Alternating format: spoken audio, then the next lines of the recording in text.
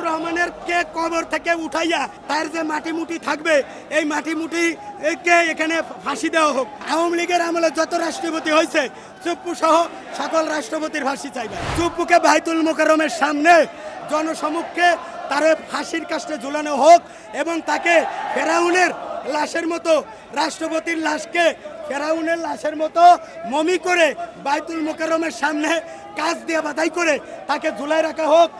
এই বাংলাদেশের জন্য কোনো রাজনৈতিক দল ক্ষমতায় গিয়া আর স্বৈর শাসক না হইতে পারে যে চুপ্পুর এই পরিণতি, আমরাও যদি স্বৈর শাসক হই আমাদেরও এই পরিণতি হবে। শেখ হাসিনারে রক্ষা করার জন্য এই চুপ্পু ছাত্রদের বুকে গুলি করার জন্য টেলিফোন পর্যন্ত করেছে। চুপ্পুর মুখে হাসি নাই, কারণ শাহাবুদ্দিন চুপ্পু থেকে চুপ্পুরা উৎপত্তি হয়েছে। চুপ মানে এর সাথে আরেকটা চুপ্পু, চুপ থেকে চুপ্পুর উৎপত্তি। সে এখন চুপ রয়েছে, যখন কোনো সুযোগ পাইব সে কিন্তু চুপ থাকবে না। হ্যাঁ, এই জন্য চুপ্পু চুপ থাকে এই কারণে যে তার হাসিনা নাই, এখন সে আর থাকতে পারবে না। তার কি ফাঁসি হইব না কি হইব, জিব্বে লড়াই ঠোঁট লড়াই, সে ভাবেও কুল পাচ্ছে না। আসলে তো চুপ্পুও দোষী। সে রাষ্ট্রপতি হইতে পারে, সে দেশের রাষ্ট্রপতি না, জনগণের রাষ্ট্রপতি না।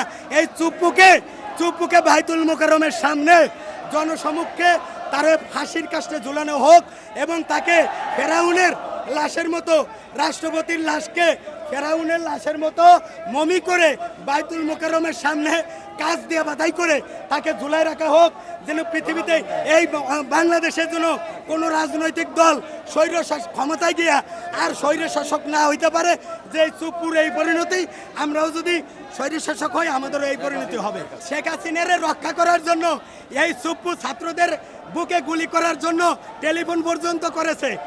আপনারা তদন্ত করলে জানবেন এই চুপ্পু অবৈধ নির্বাচনের সমর্থক। এরকম চুপ্পু না। আমি আব্দুল হামিদ, সাবেক স্পিকার ও রাষ্ট্রপতি আব্দুল হামিদের তারও ফাঁসি চাই। জিল্লুর রহমানের কে কবর থেকে উঠাইয়া তার যে মাটি মুটি থাকবে এই মাটি মুটি কে এখানে ফাঁসি দেওয়া হোক। তাও জাতি হবে। এরা আওয়ামী লীগের আমলে যত রাষ্ট্রপতি হয়েছে চুপ্পু সহ সকল রাষ্ট্রপতির ফাঁসি চাইবে। আমি সাধারণ জনগণ, আমার একটা ভাঙ্গা হুন্ডা আছে, এই হুন্ডা খালি পুলিশে ধরে, কাগজপত্র সবই আছে, কয় আমাকে বিরিয়ানি খাওয়ান, আমাকে কিছু বকশিস দেন, আমাকে কিছু হাদিয়া দেন। তারপরে আমি একটা প্রতিষ্ঠান চালাই, নও মুসলিম অ্যাসোসিয়েশন, এটা জনগণের থেকে কিছু জাকাত পাত্র আদায় করি। এই শাহাবুদ্দিন চুপ্পুর চেলাফালারা আইয়া আমার এই জাকাতের টাকা নিয়ে যায়, না দিলে আমার মামলা দেয়। ভাই, এই পর্যন্ত আমারে বহুত মামলা দিছে এই শাহাবুদ্দিন চুপ্পুর এই খুনি হাসিনের সরকার। ভাই, পিনাকি ভট্টাচার্য মুগ্ধর মতো তার জীবন যায় নাই, কিন্তু তার ঘাম গেছে। পিনাকি ভট্টাচার্য তার মেধা গেছে। সেই আদেশ থেকে খুনি হাসিনের থেকে সে আয়না ঘরে তারে ঢুকানো হতো, কিন্তু মহান আল্লাহ তার প্রতি রহমত করছে, সে আয়না ঘরে ঢোকে নাই।